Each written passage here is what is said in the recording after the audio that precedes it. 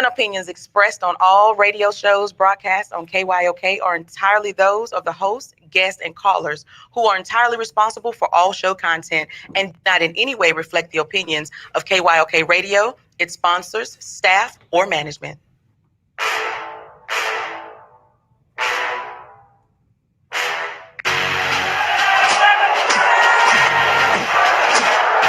you walk out on that field today, ask yourself this question. What time is it? Game time! What time is it? Game time! What time is it? Game time! What time is it? Let's go! We ready! We ready! We ready! We ready! And let's go to the house! And let's go to the house! When I step on the field, I send one message. This is what it feels like. This is what it feels like. Football is getting hit. That's it. It's gonna be football now. What time is it? Game time. What time is it? Game time. What time is it? Game time. What time is it? Let's hunt now. Let's hunt now. Let's go. Let's hunt. We ready? And let's go to the house. And let's go to the house. We're talking about the Jets like we're talking about the Saints. You know, all this, how we the Miami Heat of football. Yeah. The bottom line is you got to buckle up the chin straps. It's embarrassing. Yeah. Don't disrespect the game like that. There's too much crying from him. He's a man. He can be a hit just like us. He's a man. You ought to make the big money. He's a man. Don't cry when you step on the field, man. That's war out there. When I step on the field, I send one message. This is what it feels like. Oh, my bad. Your bad don't work in my world. What time is it? Game time. What time is it? Game time. What time is it? Game time. What time is it? Let's go. Let's go. Let's go. We ready? And let's go to the house. And let's go to the house. It's a wrap. Game over. Now, this game is not over. It's just getting started right here on the lunch break on the legendary KYOK and the all-new 92.3 FM. I'm A.J. Jones. It's our Media Monday, and I mean a lot has happened since we last got together. So just checking in on everybody. Hope everybody had a blessed and safe weekend and that everybody is ready for a great, great week. Sports is going crazy. Had that play-in game between Portland and the Memphis Grizzlies. Man, I'm drawing a blank on already. It seems like, old news, but that play-in game over the weekend between Portland and Memphis, and Portland turned out to be who Big Mike said that they were. Big Mike has been on me all year long to put some respect on the name of Dame Lillard and C.J. McCollum and Nurkic and the big man of Portland. And you know what? I just got to get right off the Rip City. I got to just say, Portland's a problem. Portland is a problem. And the LA Lakers better come ready to play, because it will be no surprise if Portland does their thing and gives the LA Lakers some problems in the first round of the playoffs. Now, for those who didn't understand how that was going to work with the play-in game, what would have happened if Memphis had won, then they would have had to play the very next day again. If Memphis had won that, then Memphis would be in that number 8 spot and Portland would be out. But because Portland had a better record, higher seed, because they beat Memphis in that very first play-in game, they move on and Memphis is out. Memphis got some nice young talent, though. Memphis has some nice young talent. I like Memphis, man. I love his game. Love his game. Again, folks want to just talk about Lakers, Clippers, Denver, and for some reason the Rockets. I say again, I see what's happening now with the Rockets. They are in a win-now mode. But, baby, those teams like Memphis, Oklahoma City, Dallas, New Orleans, those teams are looking bright for the future. Don't be surprised if there is a change in power. And by the way, don't forget a little team out west called Golden State, because they've got healthy players coming back and some young talent that I'm just telling you, the way the NBA is set up right now, it could be interesting. We could be looking at a change in power. So I just want to throw that out at you. All right, so I see, man. I just told somebody about product placement and having certain things in the view, and I got a roll of toilet paper. I'm sorry, paper towels. This is like gold. Anybody need some paper towels? I got them. I got them towels. You need them towels? I got them towels. But anyway, so it really could be a change in power. It really could be a change in power.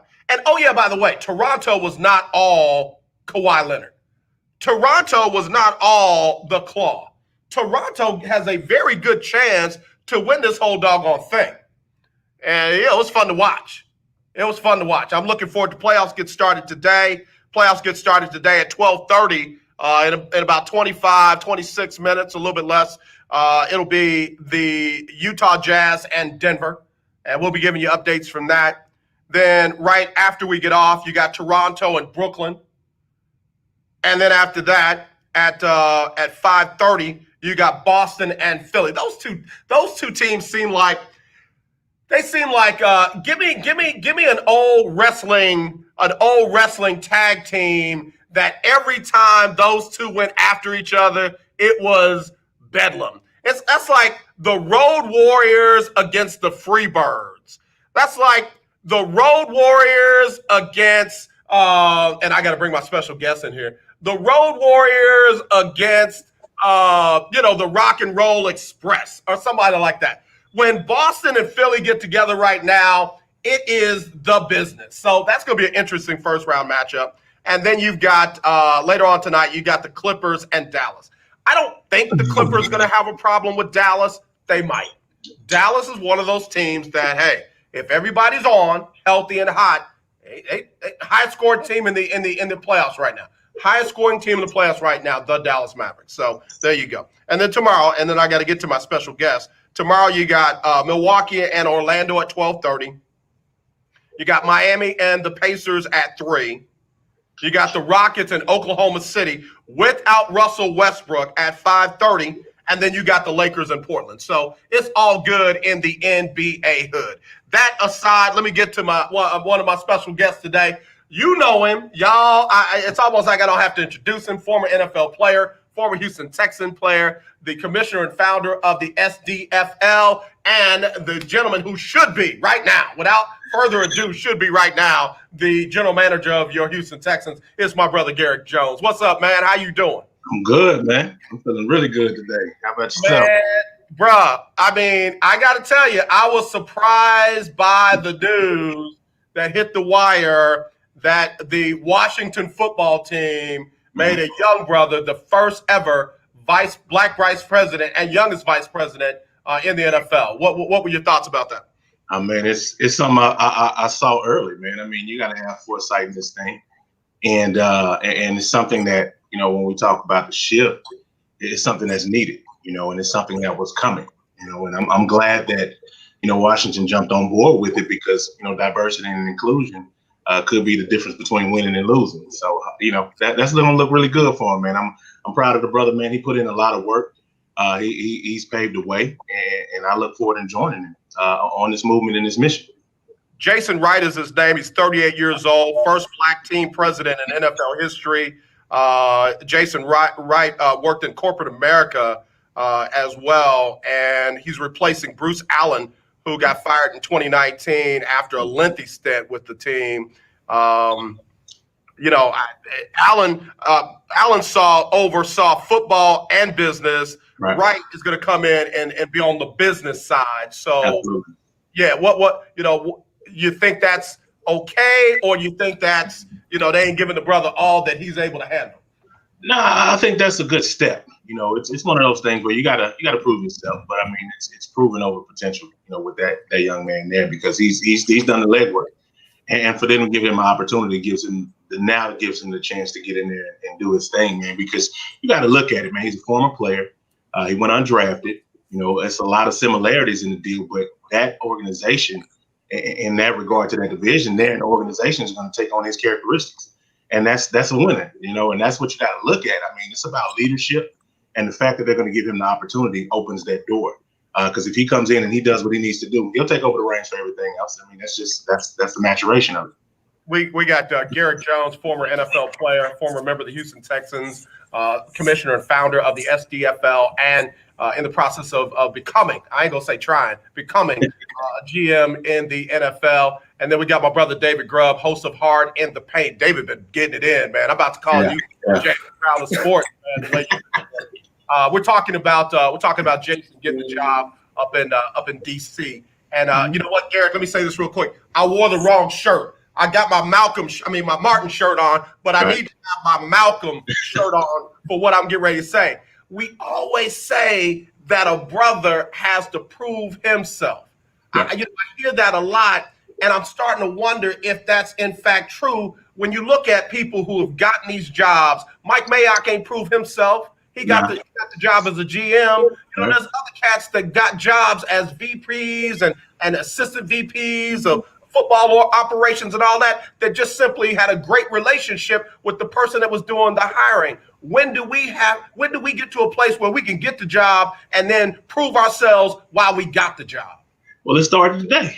That's the beautiful thing about it. It's a change in the regime. When I came up and I was playing, it was all about the good old boy system. It's who you knew.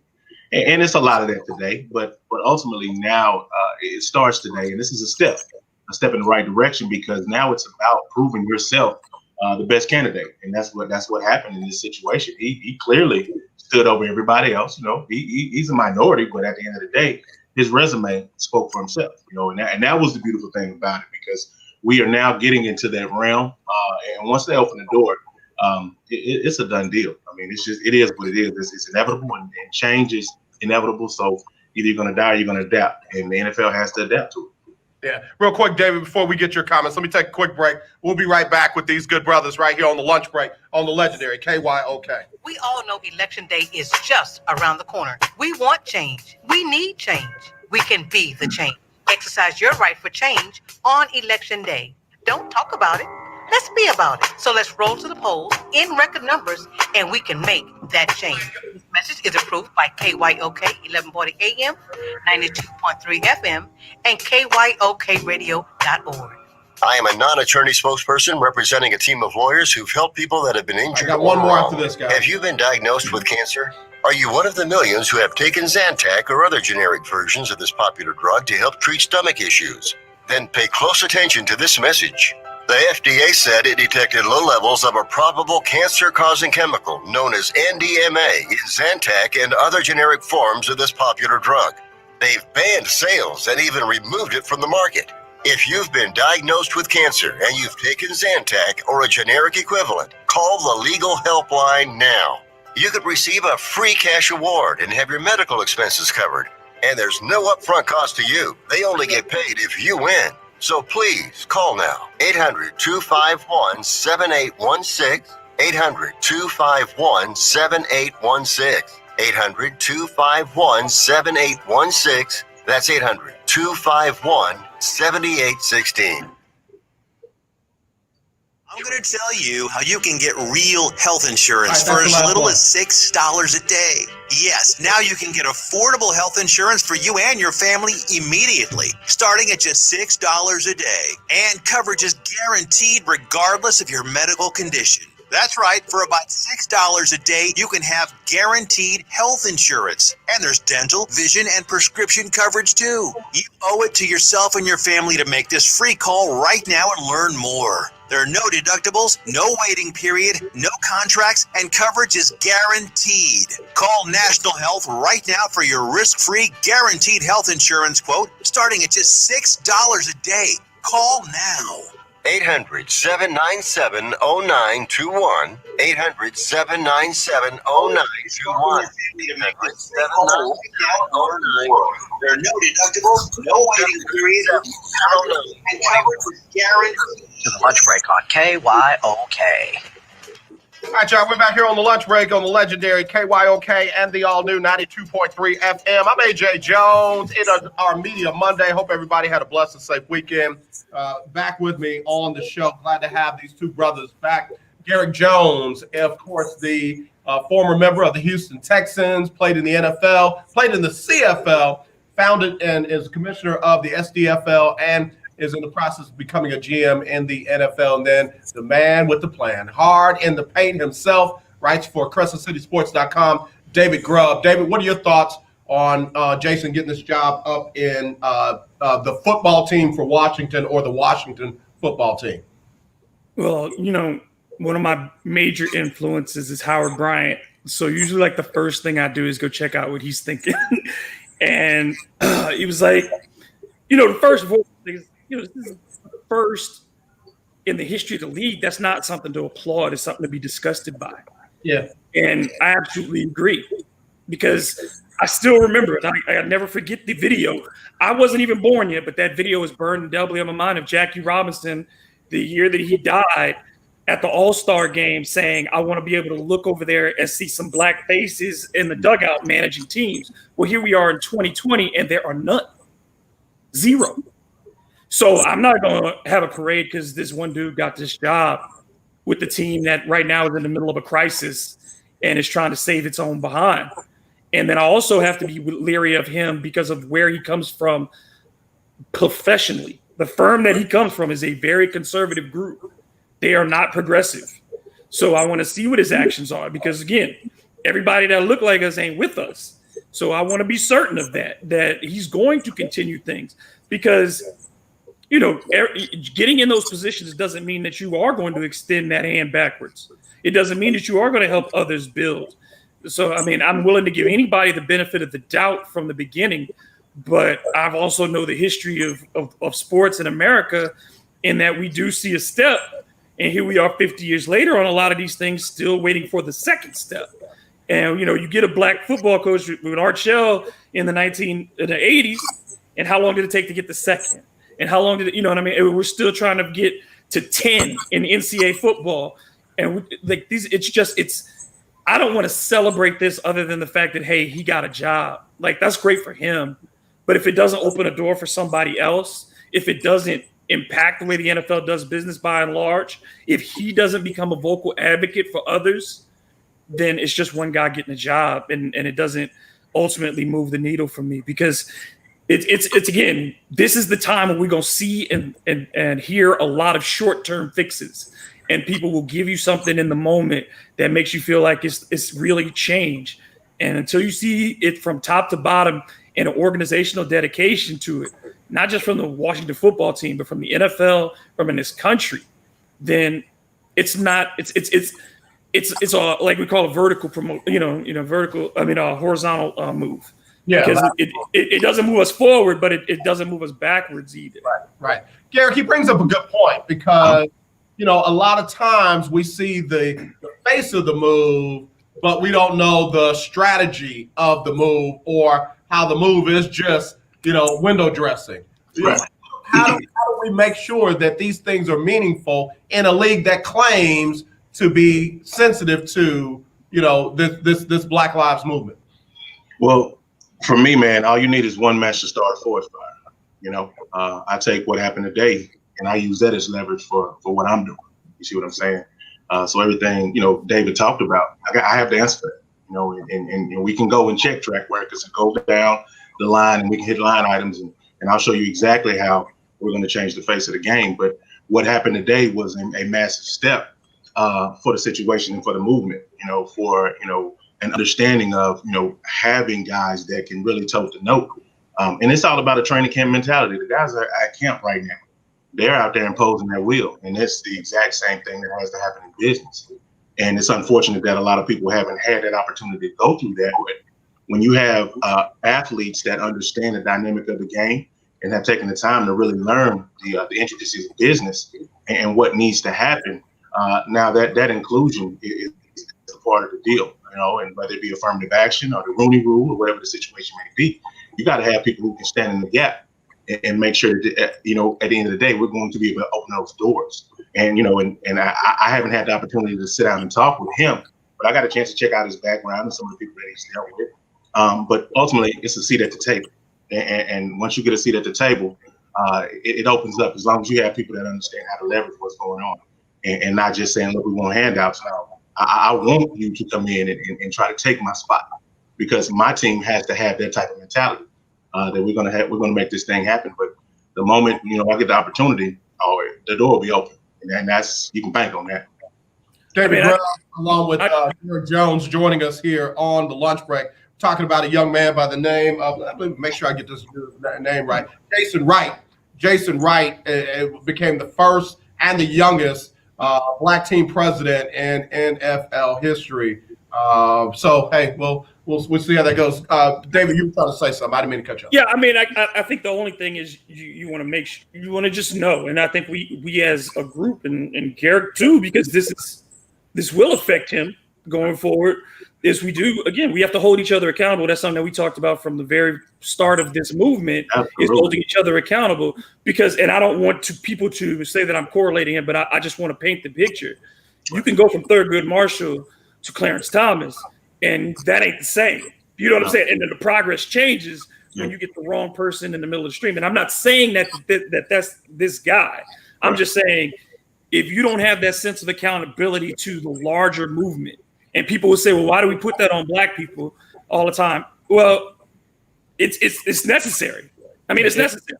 And it's necessary for me to ask that person. Now, they have the right to choose whatever thing path they want to take with their life. They're a human being. I'm not gonna fault a man for making his choices, but I can judge the choices that he makes in this arena. So that's what I'm going to do. I'm going to look forward to it. Like I said, I give anybody the benefit of the doubt going from day one. But at the same time, we do have to make sure that we keep on him, and that we say, all right, what does that team profile look like a year from now in their hiring practices? How does that go down? Are we seeing him still as the only one in that group a year from now, as this team continues to develop in a leadership position? Then that'll show you how much sway he has. And then he also needs to be a vocal presence outside of this, and in talking to other players and telling them, this is the path that I took. It may not be the same path, but you need to know the minefield that I navigated to get through here, so that you at least avoid those and find your path. So if he has to act as a mentor, that's his responsibility in this too, is to be a mentor to other executives, whether they are younger or older or whatever. As the most powerful voice now in the league of color, in that sense of not at the front office, I mean at the NFL offices in New York, it's an immense platform and it's immense responsibility. And you can either be Jackie Robinson in this situation and go for history and be the one that people remember, or you can be content in a position and just try to go along to get along. And I just want to see which one he's going to be. Hold that thought, guys. We're going to come right back to this important discussion. Got a quick break right here on the lunch break on the legendary KYOK and the all-new 92.3 FM.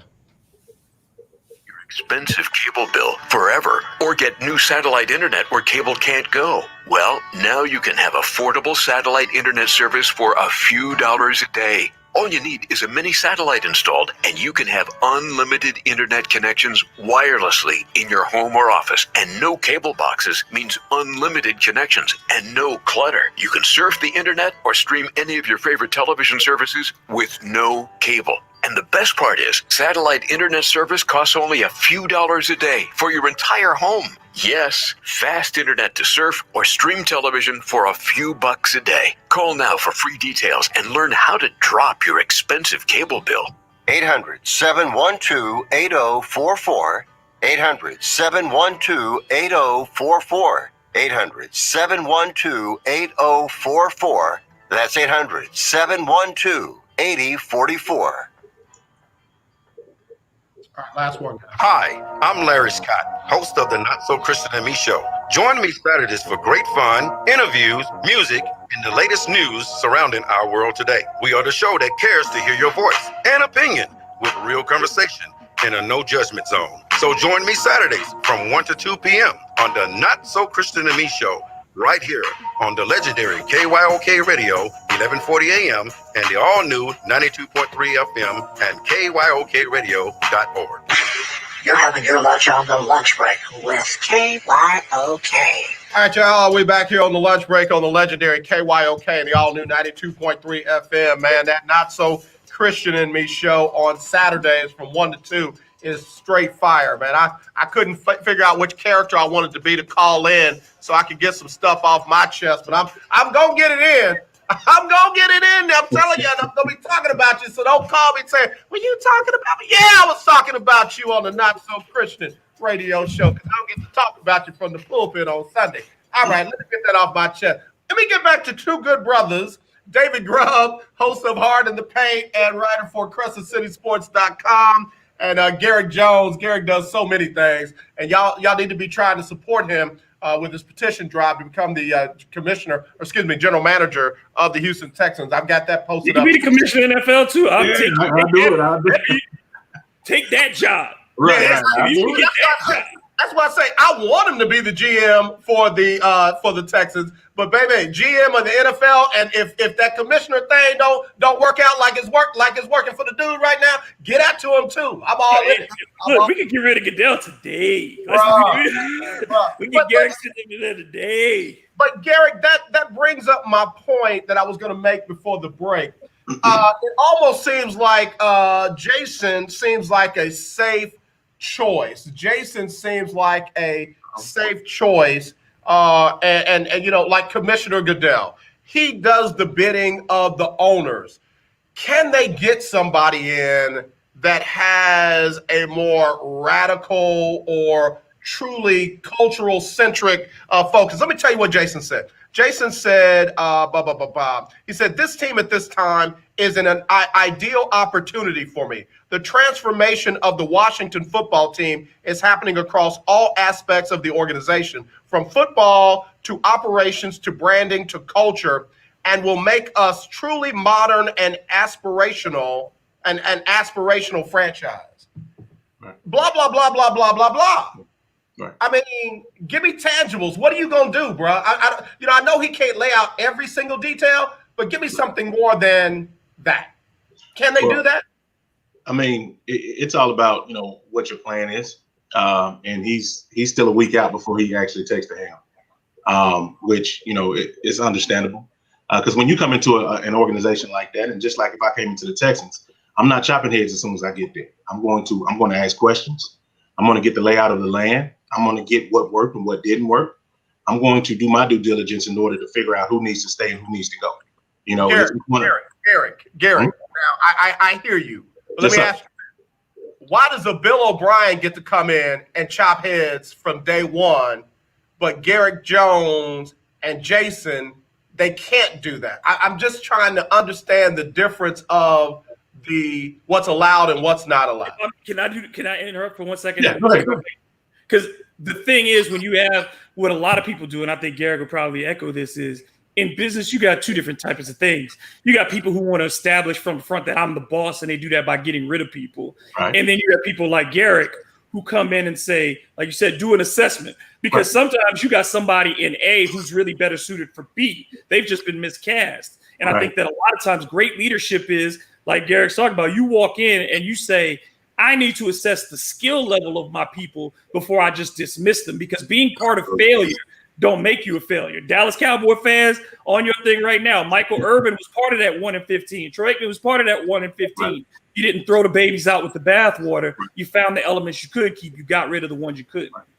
Okay. And to segue off of that, like I say, I'm logic. I'll get rid of all emotion in order to make the right decisions. And that's what you have to do in the leadership format, right? It's all about transformational leadership. I got to transform you and inspire you to do bigger and better things. I mean, I can motivate you for the day, but I want to inspire you for life because I need you to be a leader. So in order to come in, I don't want to chop your head off because you may be the one that can sharpen me. You see what I'm saying? So it's one of those deals. I got you. It's a line now. I understand where you're coming from. Those folks who come in who do that, who say I'm getting rid of everybody, how many times does that really, really work? When you say everybody in the building is no good, because what are you setting up for that culture? Because somebody's staying. You can't fire everybody in the building. Absolutely not. Somebody's staying. And I've worked in government. I've worked in enough places where people say, you come and go. There'll be a new GM. There'll be a new president. I'm still going to be sitting in this chair when you're gone. And if you don't get buy-in from day one with those people, if they don't believe you're in your mission, like it just can't be believing in that we're going, everybody comes and say we're going to be a success today. But it has to be goal and mission oriented. And if it's not, they ain't going to buy in. I got you. I got both of you. I agree. I just wanted to throw that out there. So let me ask this. What are the things that will determine if this young man is successful, and what will be the repercussions of his failure if that is the case? Because David, you brought up a good point. We had Art Shell, and then we had a long time between number two. And we've had a number of African-American, black, let me say, I'm not afraid to say black head coaches and general managers who got a chance and did not get another chance. But you got a whole bunch of other folks that got a chance, did bad, got other chances, and still getting chances. So what are the repercussions of his if it doesn't work out, and what are the things that show us that he's being successful? Garrick, I'll let you go first. Well, just to answer that question, realistically, it's the same thing of, yesteryear. When our ancestors were here and generations after that, we are not the same as them. We're more educated. We understand what our rights are. We understand what we bring to the table. I understand my work. So when it comes down to what he does, that has no bearing on me, for the simple fact that I'm coming through the door doing what I do best. Now, that's an opportunity to leverage that and open that door for myself and other people. But I hold myself to a higher standard when it comes down to things like that. I will not be outworked. I will not be outdone. So that's a little bit different. The Art Shell situation, this is not the same day and age in that. I can tell you that right now. But when it comes down to the plan that he has to have laid out, it's like a business plan. In order for somebody to invest in you, they have to see that you have a clear and concise direction that you want to go. Same thing what David was saying. In any role in leadership, it has to be a clear and concise plan. It's just like if I'm a head coach and I can't get buy-in from my players, those guys can get me out. They're coach killers at that point. They're mercenaries, right? It's the same scenario. So what I have to do as soon as I walk through the door, I have to change the atmosphere. That's the culture.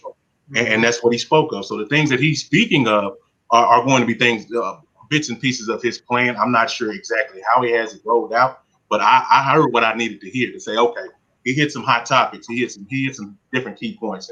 And as long as that plan is there and he's able to go back to it whenever something happens, he has a clear focus, and that's all we can ask for. Go ahead, David. Well, I think one of the things we have to look at is the situation within the Washington ownership group, because the minority owners have been speaking up about Dan Snyder potentially selling that team, putting more pressure on him to do so. So then the question becomes, for me, is this a move by Snyder to solidify his position as the majority owner, or is this the first step in him losing control as the majority owner, as the minority group says, well, we want this in place? So I'd like to find out more about that, how this happened, how this transpired, and what is going on in that boardroom. Because if Daniel Snyder is not part of this organization in 2 years' time, because you don't sell an NFL team overnight. Right. So let's say in 2 years' time, he is not the owner of this team. Is this a legacy hire from Snyder, or is this something that in the long-term plan for the Washington football team? Because if this is Snyder getting by to get back into DC before he cashes out, you see that these are all the things that go into the business side of this. What is everybody's angle? Because if you figure out I got to sell, if my partners that put the leverage on me, I don't want to be Jerry Richardson and sell it for pennies on a dollar. I want to get all my money out of this. And Dan Snyder has put a lot of money and lost some money personally on his mistakes with Washington. So that's a part that we'll have to watch too, is what are the power dynamics within the ownership of that team. Yeah, I got you. Well, we have seen Black Lives Matter painted all over the NBA bubble. We've seen the different logos and names on the back of the jerseys. We even saw FC Dallas, the soccer team, get booed because they knelt during the national anthem. This past weekend, they decided not to even come out for the national anthem. All these things add up to a grand total of what, from your perspective, Garrick, as a person who can be in or assumed to be in the front office of an NFL team? Is this impactful? Is it brand hurting? Or what's your overall assessment of all these different movements? I think it's impactful because it's a part of the conversation now. It's not the elephant in the room anymore. It's being addressed. All right. In anything in life, you have to expose it. And once you expose it, now it's about education, and that's where the real movement comes in. You know, right now I'm hosting a diversity and inclusion webinar series twice a month, and I get to break down my plight, things I've gone through, things that I've dealt with in life. The fact that I grew up fitting the description. I didn't ask for that, but at the end of the day, to have people that want to learn, now it's up to us to teach them. And this is a part of that lesson plan. It may be, you know, one of those things where, you know, okay, we're hurting the brand and things like, no, we have a vast demographic that brings a lot of money to the table. But unfortunately, we're not producers, we're consumers. And it's all about us teaching each other and building each other up, because we've just been in survival mode since we got here. So now it's about thriving. And this is a part of the maturation of it. So, I mean, that's where I'm at with it, man. Absolutely. David, your thoughts? I'm kind of done. You know, I'm done with the kneeling because I think it's been co-opted. I think it's corporate now. I think it's, you know, it's like we talk when we do dances. When it gets to where old folks are doing them in commercials, then it's, you know, Black culture's already moved on. And I think that's the way I feel about kneeling at this point, because I think in general, I've moved on past that. It doesn't have the power that it did before. It's about the action. And I think that's the only thing that if you take it from Jay-Z out of context, like you have to pull it out. Yeah, the time for kneeling is past, but the time for the revolution is not past. The time for the righteous anger has not passed. The time for demanding a complete reconstruction of the system hasn't passed. It's just, how do you do it now? Because the easiest thing to do is kneel now. The pressure's not there anymore because America's moved to the other side of it. So now you're not on the wrong side of history if you're kneeling. You're on the right side in the public's view. So the risk is not there. So I give credit to the people who did it when the risk was there, especially for the white athletes who did it when the risk was there. There's no risk in doing it anymore. So it's what happens in those, again, it's what happens in the locker rooms. What do the players demand? What is the NFLPA? What is the NBAPA? You know, what do those groups do to make sure that the players and that the player representatives, that the front office executives, all those aspiring coaches, that the pressure does not stop, and that those white allies, and when we talk about ally as an active word, it is not a thing about I support you. No. You got to be out there standing shoulder to shoulder. And in some case, you have to take that bullet, ally. You have to stand in front of it because I can't walk in that room. So you need to go in that room and fight for me. So I don't want to see people just kneeling or walking up. That's fine. You can do that and feel good about yourself. But if it didn't change anything on Monday, if it didn't change anything when the game is over, if all it did was make people feel good that they did something, then it's not enough. So if you want to continue to make the statements, make them. But you got to use your voice, and you have to. And I appreciate the players in the bubble, particularly, and I'm going to keep saying it's the WNBA in particular. Yeah, absolutely. They have been the most forceful, the most direct, the most unapologetically Black, the most unapologetically righteous in all of this. And so, again, kudos to Black women and white women in this case, too, standing up and being on the side of this and not being afraid, because literally they have nothing to lose in this. And these other folks think about what they might have to lose. Those women know how they are perceived. They know that people want to call them a second-rate thing. And you see it on Twitter all the time. And they will not be denied right now. So that's what I want to see, is if you're going to do it, you got to go all the way with it. Yeah. All right, I want to change gears real quick before we lose you, Garrick. So NFL camps are in. They're actually practicing. The games have been canceled. What do you see as far as, this is great that they're in their own bubble environments. This is great that they've got all the protocols and things going on in their respective facilities. What do you think happens when they got to jump on that plane, fly to somebody else's facilities, go through somebody else's airport terminal, go to somebody else's hotel, go to somebody else's restaurant, and then make it back safely? You know, as a front office person, again, what are your thoughts about all those moving pieces?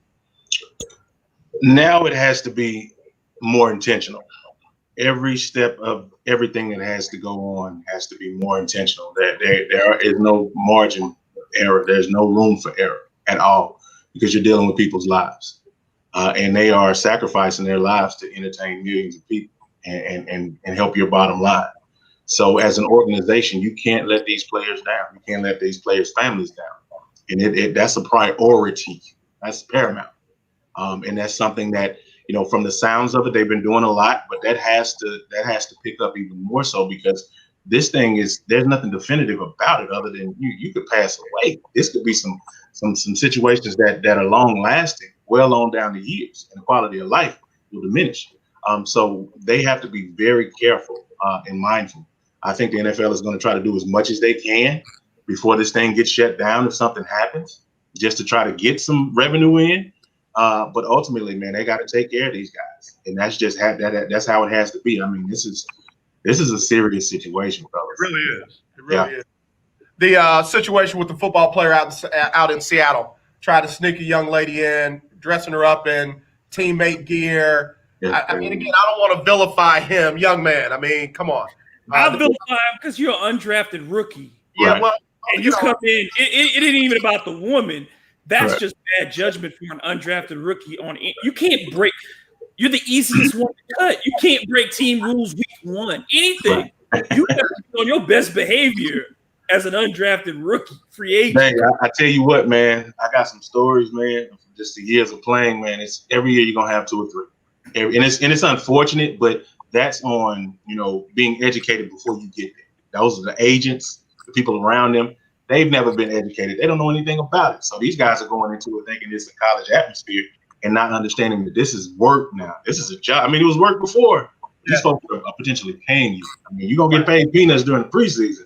But when the season rolls around, you're getting that regular check. So that's what the focus is. And myself, you know, I'm working on finishing up my situation to be an agent and have my agency going. So those are the things that we talk about. So it's starting with a beginning. We're starting with an end in mind when it comes down to talking to these athletes and educating them, because nobody's educating these youngsters.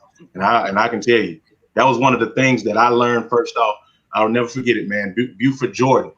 Buford, right? So Buford said, listen, man, this happens every year. You got these guys that can't stay away from these women. Just come to camp, do what you got to do. And that was way back when he was playing and even beforehand.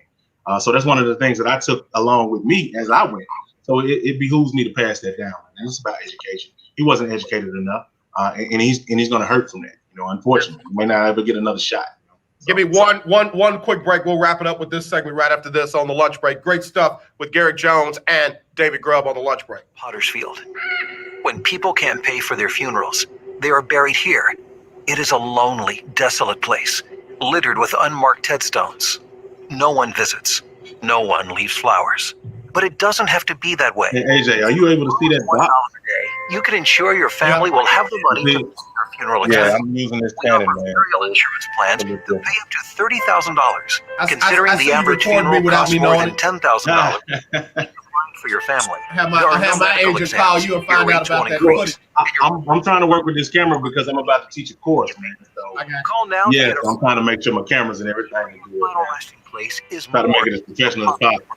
in a Pottersfield. Try to make sure I don't end up on some GM snuff video or something like that. Nah, brother, nah. We in this together, man. You listen to people that said today, I wanted the soul glow. There you go. Right. There you go. Product placement. I was driving all night, man. I'm like, oh. I went in the closet and said, grab my soul glow, make you feel better. I'm tired. So I just Serious Paper towel and car, toilet paper truck, again. or You know, we motorcycle around accident, too, man. I'm or trying to- injured There you at go. work. Have on the Rights, and you may be entitled to money for your Yeah. son. Don't accept an offer you get I'm from waiting on that ship to It's the amazing. light. talk to a lawyer. It was amazing how many gas stations I went into on the way back where people just were not wearing masks. And they're like, well, we can't enforce it. And I'm like, you got no shirt, no shoes, no service. So I'm like, I told my wife, I said, the next time I go in someplace and they say that, I'm taking my shirt off. And I said, you can't enforce that, you can't enforce this. Oh, that's dangerous, man. I'm going through my stuff right now, man. This is crazy. Man. Right now. Why are we so stupid? Why are we so stupid? Common sense, man. Common sense. Ain't so common. 547-41. Worst education system in the Western. Right. It's amplified now, man. It's magnified. Bye, guys. It's the lunch break on KYOK. All right, y'all. We're back here on the lunch break. I got two of the best in the business. Got Garrick Jones, former Houston Texan, former NFL player, not XFL, CFL player. He's the founder and the commissioner of the S.D.F.L. And he's in the process of becoming a general manager in the NFL. Very glad to have him on. And then David Grubb, host of Hard in the Paint. And you sat in for somebody morning show in Lafayette last week, man. Great job, bro. And some of them folks in that listen area, they didn't know. They didn't know. They now they know, but they didn't know at first. They walked into the Lions Den and limped out, bro. You heard the one where the guest hung up on me? Did you hear that one? Well, I hung up on him, but he was getting mad. You heard that one? But you know what? His bad. I'm sorry. It didn't faze me. You know that. I have a question for Garrick, though. Yeah, go ahead. Because when we're talking about player security, you saw the measures that the Spring League is doing. Right. In putting 38-man teams, right. 19 on the field at one time, the other 19 off to the side, all the players from all the teams in this one hotel space, right. Using the same practice facilities, all those things, right. The tournament type system that they have. I think what do you think about how interesting that's going to be? Because they are going to be playing those 11 days in the midst of the NFL season. Mm-hmm. It's going to be really interesting to see that these precautions that they're taking on the field to create social distancing and to keep their players safe, having the tents where they can detoxify and all those things. They put this together and they're doing this with their money. Right. And yet 6 months of the NFL planning, and we really don't know what the game day environment is going to look like. Right, absolutely. Well, I think from a smaller scale, from running my own developmental league, you can modify things at a smaller scale. I think with the NFL, they're so big and so massive that they have so many different things that they want to do, so many different, chiefs, so many chefs in the kitchen. It's a lot. It's a lot. Like with the Spring League, you may have one or two people that can pull the trigger.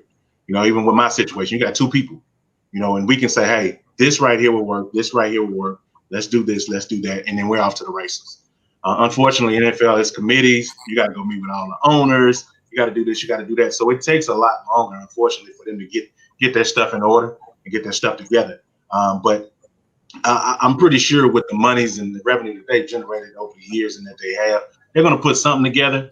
And as long as the guys are safe, I mean, that's really my biggest thing, and that's what I'm praying for, that they are making them as safe as possible, and they are enforcing it. They have to enforce it. You can't have these guys out here just freestyling and doing what they want to do, man, because they'll be just like a lot of people that we talked about, just out here with no common sense, and it's unfortunate, man. This is life or death. Yeah. That being said, Garrick, when you look at what's going on the college level, Power Five, two of the Power Five decide not to play. 3 more are going forward. Pretty much no matter what. Interestingly enough, the SEC is we're going forward, but we're also going to talk to the Big Ten and the Pac-12 and see what helped them make their decision.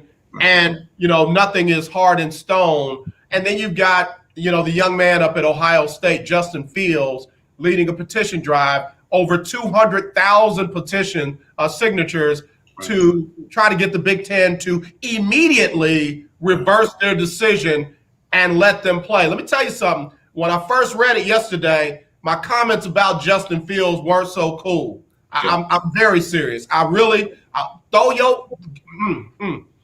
to just, okay, you going out there. You have no protections. There's no school protections. There's no litigation protections. And if you get it, I don't want to hear no statements. I don't want to hear no apologies. I don't want to hear they were right. I'm sorry. And oh yeah, by the way, it can affect your draft stock next year if you got heart problems and you and 200 of your closest friends demanded that we let you play. Garrett, you are a mentor to young men in this sport. What are your thoughts? What would you say to Justin Fields? Well, I would tell that young man to number one, you're going to get the opportunity to play in the league, right? So you have to understand, everybody has that microwave mentality. We need it right now.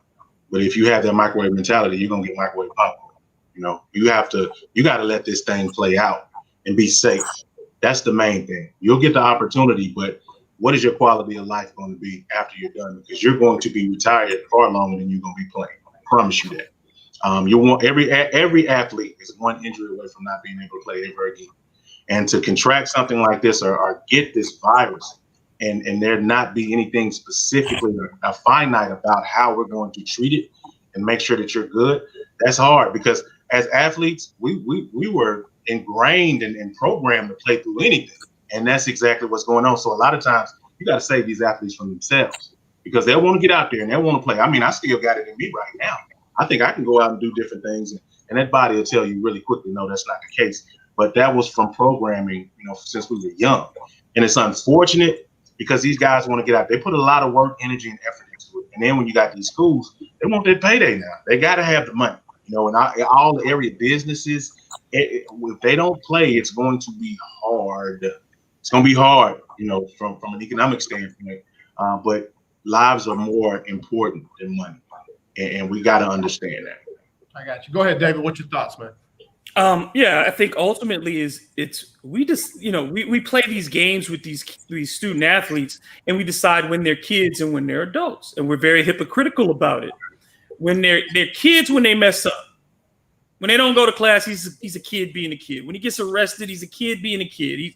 He's a kid. He's just boys being boys. They're maturing, but they're mature enough to make a life or death decision at 19, 20, 21 years old. I tell my kids, and I'm sure a lot of parents do, don't let temporary decisions have permanent outcomes. Right. And that's what this is about. What do you talk? That's the American thing. It's not just on these kids. We put it in them, and it's the same thing we sold them too. Is that your goal is to be drafted, and that's a big difference of a mindset too, because you're asking again to somebody to pick you, when the whole thing is that you have the asset. You are the asset, and so the goal is to be a professional. It is not to be drafted, and so all those things ingrained, like you said, that mentality of we are a team. But that individuality only extends to the coaches and their pay and the university. But everybody else has to sacrifice for the team. Nobody else on the who gets a check has to sacrifice for the team. But all the unpaid people have to give up these things. And they are still pushing a narrative that is racist in saying that these kids, the assumption is that the majority of them could not handle these things, that they must be protected from themselves, when they are no different than any other college student. Are those other classmates not worthy of protection? Are those other classmates not worthy of safety? So if you don't think it's safe enough for them, how can you say it's safe enough for these athletes? And if those students can't be on campus and you're saying those athletes are, then they are employees. And when you see these coaches say, we will not stand up for a players union, but we are willing to give them some representation, they are telling you that they do not want to share power because they know ultimately it affects their pockets, because the coaches' salaries would be impacted by the most. The AD's salary is going to be impacted the most if you have to start giving up revenue to the people who create it. And so the NCAA knows that this is the tipping point, that there are business people looking around who are saying, I can get me an 18, 19, 20, 21-year-old and start a young league like Garrick's got a semi-pro league. You get those guys out there at that age. You say, I'm going to train you to be a pro. I'm not going to train you to win a Big Ten championship. Which may not have the skills to last in the NFL. So you start doing that as a businessman, and the NCAA knows that that's coming. This is the fight. They are trying to get these kids to buy in once again and say, give it up for the glory of Old State U. And you in turn will get nothing but the possibility that you might get through this season and might improve your draft stock, when anybody who's a junior or a senior is already on the radar of talent scouts across the league. The NFL coaches and staff know the names of players. Those boards were set, the big board. You could move up and down, but if there were no season, there'd be tryouts, there'd be opportunities for those guys to make it. And they're just trying to tell them that there's no other path than through us. And that is a lie. Right. Absolutely. Guys, I hate to do it. We got to bring this segment to a close. Garrick, tell everybody where they can find you, follow you, and all the amazing stuff that you do. Man, you can search out #GJ for GM. It's as simple as that. Go to Google, type in hashtag GJ for GM or whatever web crawler or web search engine you use, and everything will pop up, man. We got a lot on the table, trying to make the history other people read about. Garrick, you got to let us know when you're doing that next diversity inclusion seminar, man, webinar, because I want to make sure that we spotlight that. I want to share it so everybody. We'll have on the 24th through the 27th. I'll get that information. If you need any of the support on media stuff too, anything, holla at me too. Man, I love you guys to be a part of that conversation, man, because we have so many people that they behind these keyboards, man. They come in, they beefing all day, but you're not showing up. Like, Right. You know, it's me and probably 4 or 5 other people that, you know, we got 20 or 30 different nationalities trying to learn. It's time for us. Hey, I'm gonna say this right here. I'm gonna have you on the pod, and we're gonna talk about these issues Absolutely. I'm all for it, bro. Man. I'm all for it. And amplifying what you're talking about. Absolutely, man. Because I like you say, it's all about accountability. I'm calling people out, man. I mean, it is what it is. This is how we're going to take these steps. So tell your story too. So let's do that, man. Let's do the story. I'm all about creating change agents, baby. That's what we doing, man. That's what we doing. That's what's up. Y'all already know Garrick Jones right here on the lunch break. Garrick, you be safe, man. And definitely you connect and make it happen. We'll be there for you, man, for the webinar, man. Appreciate you, Dave. Thank you, man. Appreciate y'all. Man. Hey, man, we in this together. Yes, sir. All right. Hey, we got to get Sybil Wilkes in here with the COVID-19 update. We'll come back with David Grubb. We'll get into the Alvin Gentry situation when we come back after the top of the hour right here on the lunch break on the legendary KYOK and the all-new 92.3 FM. Yeah, Garrick, just I don't have your AJ will send me your contact and I'll get with you and we'll schedule it. We'll get it done. I mean, you got as much time as you need, man. I go on. I've done 90 minutes running and just let's go it, man. We'll fill it up. I have no problem with that. If it's a great conversation, we go till we stop. Absolutely, man. I love it. But guys, I got to get to this agent class, man. Let me get back to school. All right, brother. All right, later. Signed a new order man, that would allow local governments to mandate masks, but only on publicly owned property, not at private businesses. The restaurant industry may take another blow soon as the Cheesecake Factory, Denny's, and at least a half dozen more chains face bankruptcy amid coronavirus. The restaurant industry we don't love Denny's, no way. Has lost nearly $120 billion due to the pandemic. Please visit SybilWilkes.com to subscribe to my free daily newsletter. Be informed, be empowered. Hey guys, this is your girl Brandy Nelson, and you are listening to The Lunch Break on KYOK. All right, y'all, we're back here on the lunch break on the legendary KYOK and the all-new 92.3 FM. I'm AJ Jones. It is our Media Monday. David Grubb sticking with me. I appreciate Garrick Jones for coming in and doing what he always does, man. I really, really respect that, brother. And again, putting in the work, man. Putting in the work. Taking the classes, studying, going to the different meetings and what have you on literally every kind of video chat with the NFL, with front offices and what have you, man. So they cannot say he ain't qualified when that time comes. And also been on the player side and on the commissioner and the founder side. So, like I said, brother, it's gonna be hard pressed if they don't figure out some way to get him on somebody's team. So anyway, Go ahead, Dave. And from all these parts now, what we're all learning is you better know everything about everything in your business if you want to be successful in it.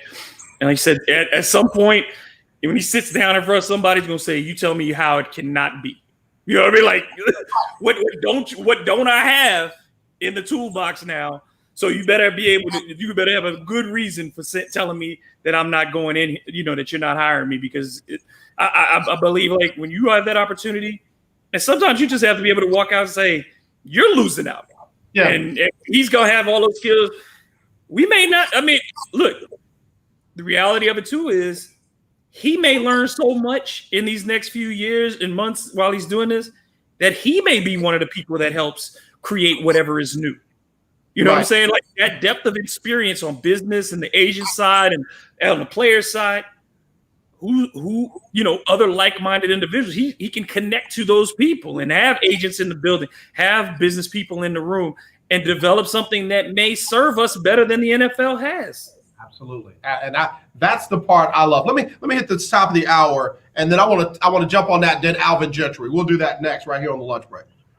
Legendary 1140 AM KYOK Conroe and 92.3 FM K222CX Houston. The views and opinions expressed on all radio shows broadcast on KYOK are entirely those of the host, guests, and callers, who are entirely responsible for all show content and do not in any way reflect the opinions of KYOK Radio, its sponsors, staff, or management. All right, y'all. We're back here on the lunch break on the legendary KYOK and the all-new 92.3 FM. I'm AJ Jones. It is our Media Monday.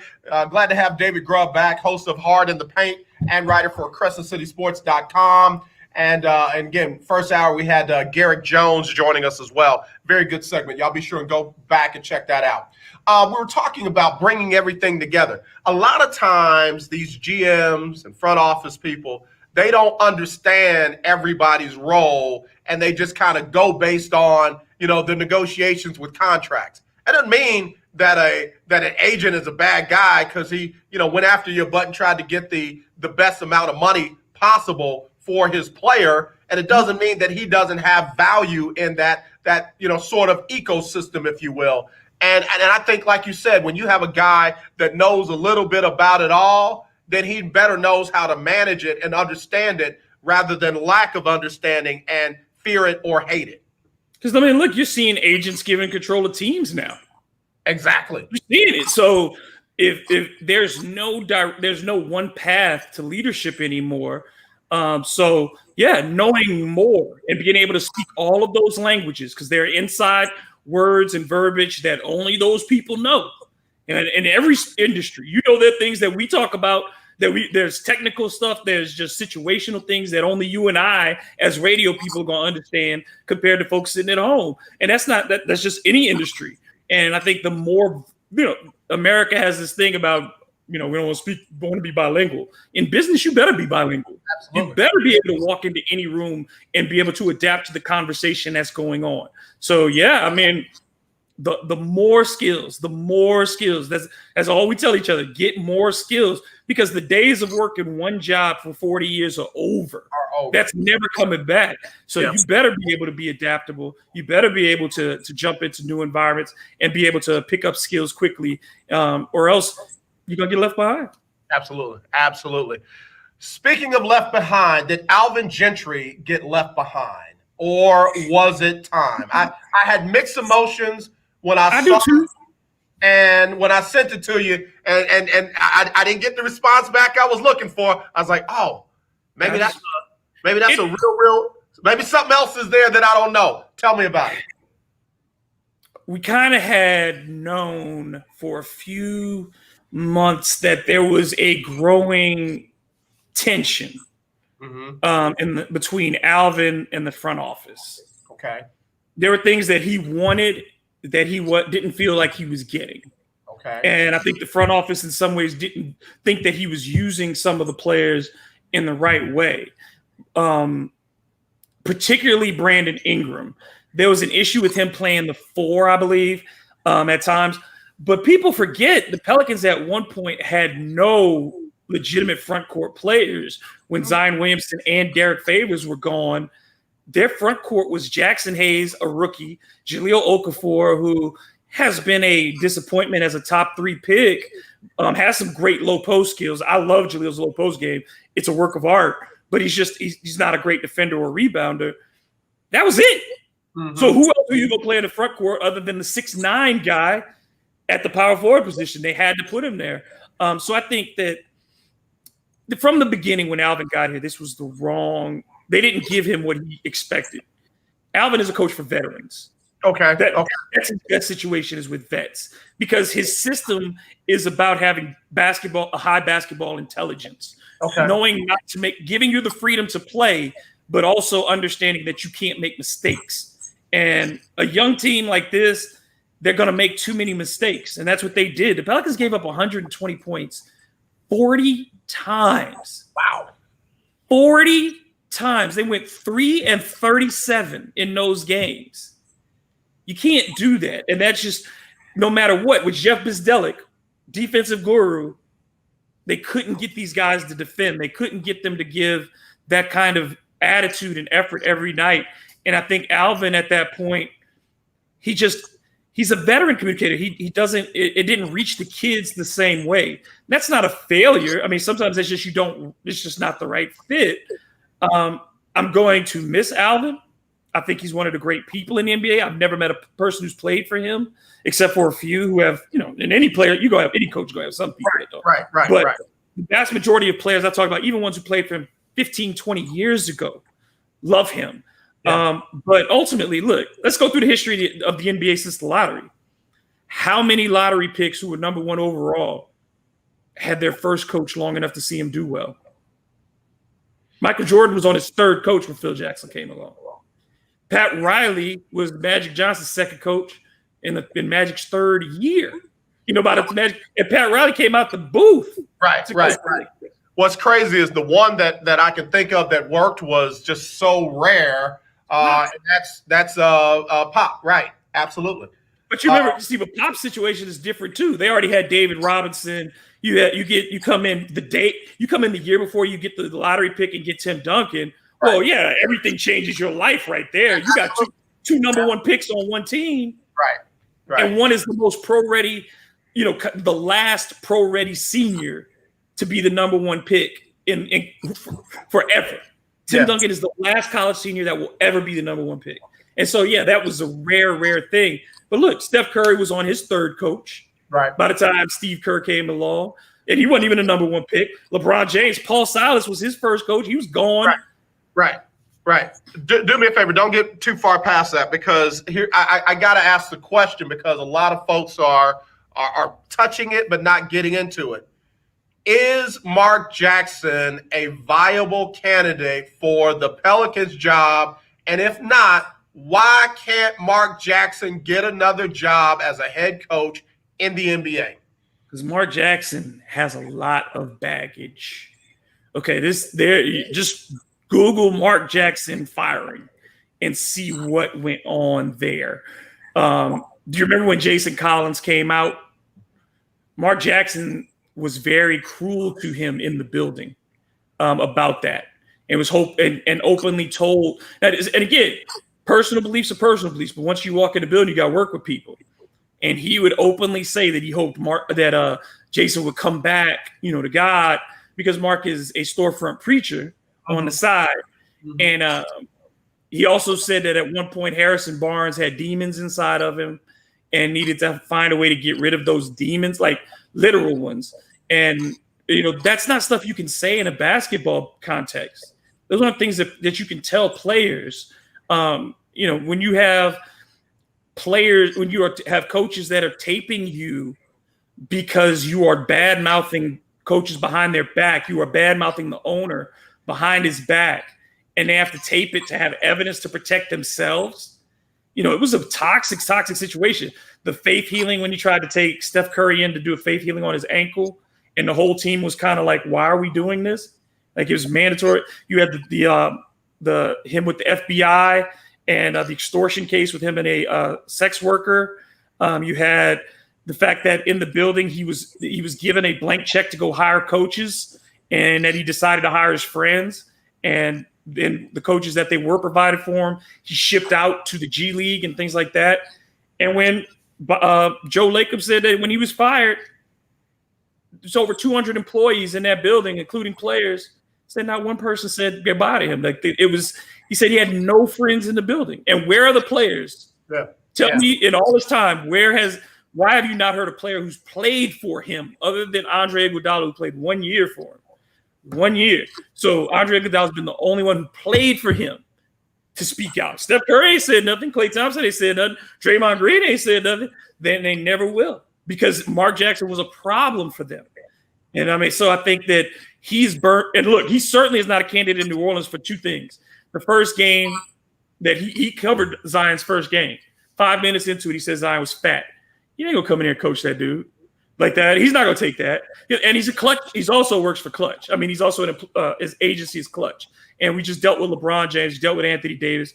I don't think the Pelicans have any designs on dealing with Mark Jackson. The word that I've heard is that Tyronn Lue is the early leader, but they have a lot of interviews to do that they are not going to rush, that they do not have a preferred name because of what's going on in the bubble, because they don't know what's going on with the cap, when they don't know what the schedule for the season is.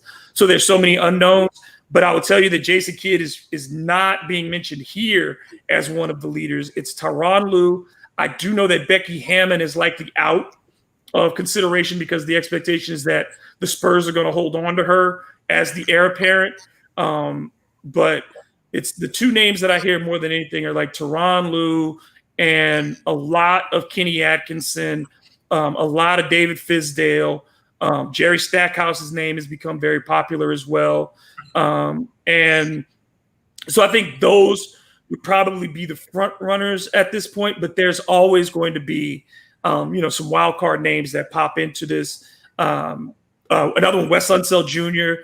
is another person that a lot of people talk about. Ime Udoka, who played for the Spurs and has been an assistant there for a while. And the word too is that one of the things that has made Lue attractive to New Orleans is that a potential Tyronn Lue staff could include Chauncey Billups. Okay. And, people have been after Chauncey for the last few years as a head coach. Yep. Chauncey has been avoiding that. I think he's been looking for a perfect opportunity. And this could be a great segue for him with his relationship with Tyronn. And I think the New Orleans job is the most attractive job in the league this offseason because you've already got two potential all-stars on your roster and you have a lot of flexibility in being able to move a lot of the pieces on this roster, which David Griffin has already said he's going to do. But I would say this too. David Griffin has some questions to answer in how he handled this season. And when we get the opportunity as media, I certainly will be asking him. I appreciate the just the overall coverage of that. Let me take a quick break. We'll come back. I want to get into that a little bit further. We'll move Mark Jackson off the table just for a second. I want to send y'all somebody. Can I send y'all somebody? So I don't want no D'Antoni. It ain't D'Antoni. It ain't D'Antoni. I promise you. But I want to send y'all somebody else. So in case something happens to D'Antoni, we won't get him. I'll be right back with David Grubb right here on the lunch break. Boylan, I don't want no. I'll be right back. I'll be right back. I don't want Jim Boylan either. No. 1140 AM. No, Jim Boylan. No. That ain't We're it trying either. to quit That ain't it drinking. either. You're doing too many drugs. Listen to me. You don't know me. I had a problem with I try not to like the party. I'm trying to explain to folks. It was out of control. And I got into actually I had to check. First I had to check one of the white reporters here because he wrote that Zion Williamson needs to be unleashed. And I told him, you can say his talent needs to be unleashed, his game needs to be unleashed. And I did it in private. I didn't want to embarrass him in public, but I'm like, we got to stop talking about black people like animals, dude. I said, you can't keep doing this. Change your life. And he said, that comes from, he said, you're right. That came from, I didn't even think about it that way. It comes from a place of privilege. And he said, I'm glad you addressed it with me. But I'm like, yeah, we got to stop this. This has to end. I'm glad. I appreciate the way you did it too. Yeah, because I told him, I said, I didn't want this to be a public argument. I said, I didn't want people to think that I was trying to start a fight with you. I said, but I'm going to come to you man to man in private. And if he had reacted differently, then, okay, I got to call you out. But, he received it. And I said, now, again, all I can do is take a man at his word. He said, he received it. You're going to go forward. We'll see. But I'm glad you received it in the right way. But, yeah, it's a lot of – this is such a bad basketball town, and I'm trying with these people. I'm trying. They're killing me. I have all your answers. I have the solution for everything wrong with basketball town in New Orleans. I got it for you. Who's your boy? Who's your guy? I'm your guy. $6 a day. Call now. 800-797. I'm getting so light. I'm about to turn transparent. I'm looking like my background here. 797-0921. That's 800-797-0921. Paid for by Go Health. This Man, that is was a grind. I left Baltimore. Battle Sports with you and lunch here on the lunch break on the legendary KYOK. All right, y'all. We're back here on the lunch break on the legendary KYOK and the all-new 92.3 FM. I'm AJ Jones. I got my brother back with me, man. Missed you all last week, bro. Missed you all last week. But, man, you did a phenomenal job on that show. 103.7, I believe in Lafayette, Louisiana. Yeah, they were not used to me. Okay. But I got great feedback afterwards. I'm sure you did. So, like, they've put me on their list now. They said, okay, now you're the number one guy for fill-in. And I was like, that's cool, great, fantastic. But I was glad because I think that they had not, again, they've never had a daily African-American host. They've never had my approach. They're not used to people not just asking a question and then sitting there and letting the person give the answer and then just asking. And, I follow up. We have a conversation. You know my style. Yep. So, yeah, the guy that hung up on me that's a weekly spot that he has. And he told him that he said I was trying to do first take. And I'm like, then you don't know me at all because I don't do first take. I don't do angry debates. But I'm going to ask you some questions. And he didn't want to be asked questions. So, yes, that was his problem with it. Okay. And that's why I said he knows now. He knows now. Before the break, I told you I was going to help take care of everything for y'all's basketball situation there in New Orleans. And I really want to do this for y'all because it's going to help us in the long run. Should something happen with Mike D'Antoni and they decide not to bring him back, will y'all please take Jeff Van Gundy? Please. No. Please. And I loved you. Hey, you love him, so he'd be a perfect fit for you and the New Orleans Pelicans. Please take Jeff Van Gundy. Please. No. In fact, y'all can have Jeff and Stan at front office, back office, court, everything. I let Stan run the White Coaches Association because I Stan out there dropping bombs on Twitter, and I give it up for him on that. Go ahead, Stan, but I don't want him coaching my team right now because I just think that that's not the approach that the team needs. I'm looking more at characteristics than the actual person at this point. Yeah. When I did try to create a profile of what the team I think needs from a coach, because I don't want to go in with, and I think that that's the most important thing when you do these searches, is I want to give people the opportunity to wow me in an interview. So if I go in and I say I'm looking for a person, and then you got to try to disprove it, I don't think I'm going to get the best search out of that. But the things that I want to see is somebody's going to create a culture and an identity. And the Pelicans have no identity. The teams that fail don't have an identity. That's like true. What are the Charlotte Hornets? What is the Orlando Magic as a team? You have no idea. Teams that win, you know who they are on a night-to-night basis, and the Pelicans don't have that. What's interesting is, and again, Rocket fans are not going to like that. That's the problem with the Rockets right now. They don't have an identity. They're James Harden. Yeah, that's an identity. They're free the three, but that's not a viable identity because if you look at what Golden State did, a lot of folks say the Rockets tried to copy Golden State, but they didn't take on Golden State's identity. Golden State's defense could rival any team in history. And everybody was, fascinated by the offense, but their defense could be top three defense except for their final championship. They were top three every year, and that people don't understand. And they didn't shoot nearly the amount of threes that you think they do. Absolutely. Their three-point attempts were typically more middle of the league in attempts. They were more in that 10 to 15, 17 area in attempts. Yeah. The Rockets shoot so many more threes that the math turns eventually against you. Against you, right. You end up with 22 straight misses because eventually the math you're going to go down. And at some point, you've got to be able to get to the basket or throw it into someone. And this is why I believe that the post game has to come back at some point because you have too many guys who can only do one thing. And they are set up to just catch it and shoot it. And if they can't do that, they don't know how to put it on the floor. They don't know how to get to the rim. And you can say people are more talented. And yes, they are. Physically, this is the most talented generation. Ball handling wise, they are insane what they can do.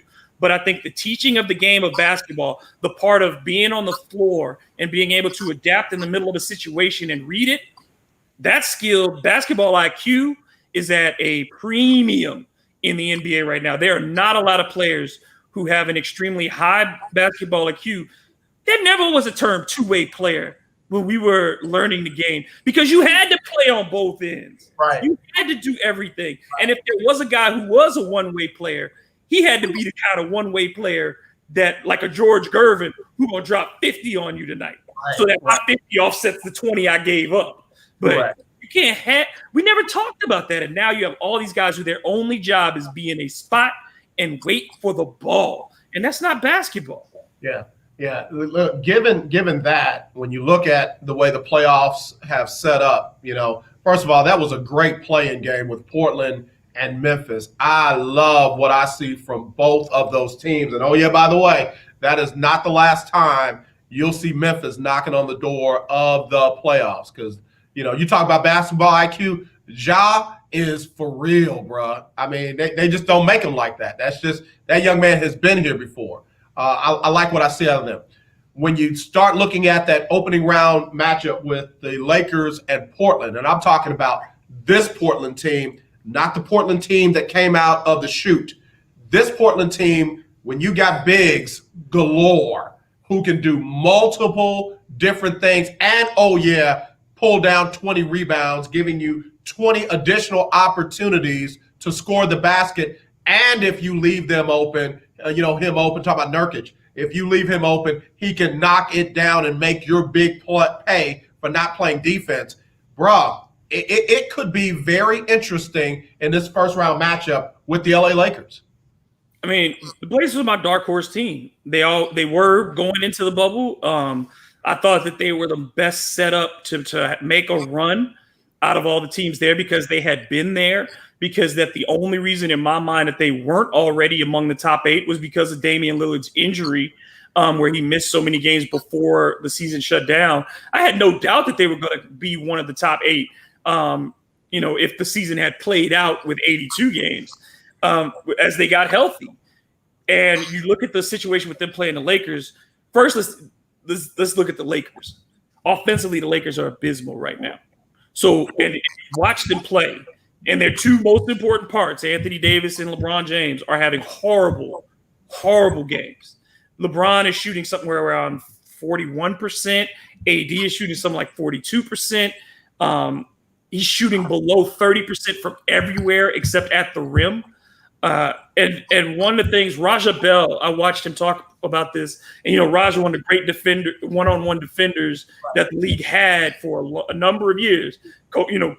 Kobe loved to go up against Raja Bell. He said one of the things you have to start noticing is that LeBron doesn't turn that shoulder on the drive as fast as he used to. He's 36 now, and the defense doesn't collapse because he's not getting that, that lower shoulder around that corner. And so the guys on the corner, it's Danny Green, Kentavious Caldwell Pope. There's no space. They're not getting clean looks like they normally would. Yeah. And Anthony Davis is moving farther and farther from the basket. His rebounds are down. His blocks are down. Everything is field goal percentage down. You take it too many shots from distance, and if you can't throw it into him in the block to collapse the defense and give those open shots, if they won't do that, then the Lakers are in a lot of trouble, because Damian Lillard, when he sees LA, that dude, when he sees LA for some reason, it's like that's narcotic for him. He can't wait. Yeah, David, hold on. I got to do this quick break. Just a couple of quick spots, and we'll be right back right after this. We'll pick up right there. Let US Med deliver them to you with free shipping. And now if you test your blood sugar 4 more times a day and inject insulin 3 or more times a day, you may qualify to get a new continuous glucose monitor at little or no, which may eliminate the pain of pricking your fingers. I believe it. I think, people think Plus, we'll see you at night forever. And at some point, you know how it is. That drop off is like a rocket. And for LeBron, it's like Jordan at 40.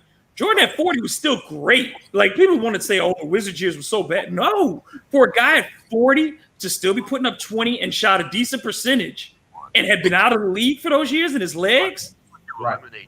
No, those were actually for 40. Those were better. He was better than a lot of the 20-year-olds. But people don't want to look at the wear and tear. Eventually, it catches up with you. People also forget I tell them this when they talk about LeBron for MVP. Kareem Abdul-Jabbar, 36 years old, first team All NBA, second team All Defense. So I'm telling you, LeBron's the first person at 36 to be fantastic because Kareem was still doing it at 36, baby. You know, he's still doing it at 36. You ain't Finals MVP that year. So come on, 36. Nothing but the truth. Fast internet to surf. They don't want to talk about him. They don't want to talk about him. It's just a binary conversation. Details. No. One more commercial. We roll. 712-8044. Man, this time flies. 712-80. That's always when it's good. That's You know how it is on them days when it's like 8044. you can't wait for them 2 hours to finish. Hi, I'm Larry Scott, host of the Not So Christian and Me Show. Join me Saturdays for great fun, interviews, music, and the latest news surrounding our world today. We are the cares to hear your voice. And not be afraid to tell people you love it. I said that's why I tell my male friends too. I said, from 1 to 2 p.m. I tell them I love them because you don't know, you never know, and you got to be thankful for that. And I'm thankful for you, brother. KYOK Radio, 1140 a.m. and the all-new 92.3 FM and KYOKradio.org. Hey, you want some sports with your lunch? Well, tune in to the legendary KYOK at the lunch break. And I'm Raven Rogers. Man, Raven Rogers, I know you're listening. Girl, I know you working out and everything, but you gotta take like a 10-minute break in between your workout and call her, brother, because we gotta get you on. She's back in training for the now the 2021 Olympics in Sochi. And man, I'm telling you, she's getting it in. David, out of all the great track athletes that came out of Oregon, she is one of the few that is on this new tower that they put up to overlook the track where they get it in. And the Prefontaine Field, yeah, Steve Prefontaine. That's the little thing, because it has been some athletes that have come out of Oregon. So for her to be on that tower, man, I'm so proud of her. And she's Houston born right here, Houston born and reared. So Houston, I mean, if I tell people all the time, you know, you talk about that. If you're talking track, you better talk Houston. That's you talking track, you better talk Houston. I don't know what y'all got in the water over there, but the runners come out of Houston. I know that's right.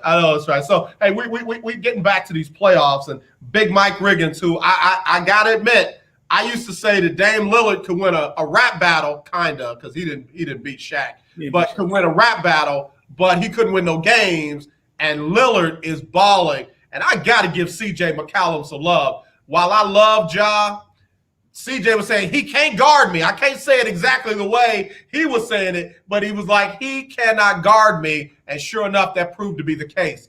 Portland and L.A. is going to be a phenomenal series. Big Mike says Portland in 6. You say Portland in 6. Yep. I'm going to stick with the Lakers, but again, I will be the least shocked person in the building if Portland beats them in 6 or 7 or whatever the number is. I'm going to stick with the Lakers, but again, I won't be shocked. Yeah, I personally think the Western Conference Finals is going to be Portland and the Clippers.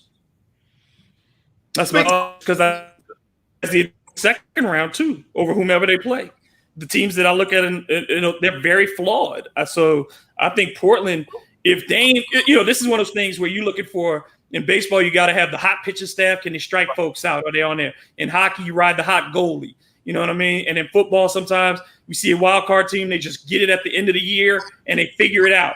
I think that's what Portland can do. They can get on one of those things. If you've got the hot player and he can make enough shots for you. And I tell you, and again, like I said, if you steal game 1 from LA, the scrutiny that those guys are going to be under, and you've already seen LeBron say, there's stuff that's just not right. And I think if they're depending and waiting on Rondo to come back and fix it, no, because as much as I love Rondo, he's more personality and influence than he is player at this stage, because he just cannot impact the game physically the way he can mentally. That is one of the smartest men you will ever meet. Absolutely. But physically, he is just not the same. And he's coming off the second time he's broken that thumb in his career. So, and he's already a tough shooter, and you know, and his precision is what makes him great with his passing. So that impact on his hand is going to be a big factor. But he's going to be the voice. But you got Deion Waiters, you got J.R. Smith, you got guys, Danny Green, who's passive. And I just don't know if this Lakers team was not built. We said that was the problem, is that they didn't put a lot of shooters around LeBron I think the bigger problem is they don't have anybody else who can handle the ball to create.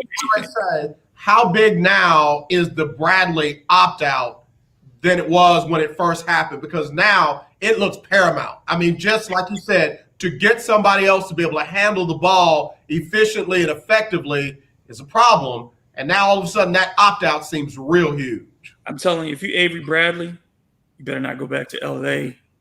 You know, like I mean, I hate to say it like that. If the Lakers don't win the title and you're Avery Bradley, he did, in my mind, he did the right thing for himself, and he did the right thing to go ahead and put your focus on what you think is really important. But you know how Los Angeles people and Lakers fans are. If they don't win that title, the whole thing is they're going to put all of it on Avery Bradley's shoulders because no one is going to put it on LeBron's. Yeah. If they lose, it ain't going to be on LeBron's shoulders. Yeah. The narrative will not come down that way. And they ain't going to do it to AD because he's a free agent. Right. So they want to retain AD, so nobody's going to throw him under the bus. So they're going to throw Avery Bradley under the bus if the Lakers don't win championship. They better not do it. If they do that, I'm done. I'm not saying you're wrong, but if they do that, I'm done. LA Lakers, I'm sorry. They're going to be showing up outside. I'm like, dude, he better go back. I got to check his contract status to see if he's a one-year deal or what. But if it's a multi-year deal, he better ask for a trade and get out of there because he'll never.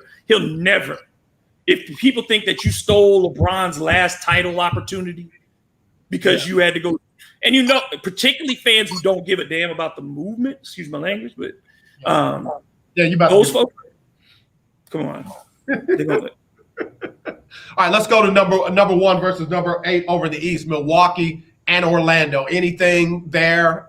Just in there right now. Stop that series right now. Let's just move on to let's go to round 2.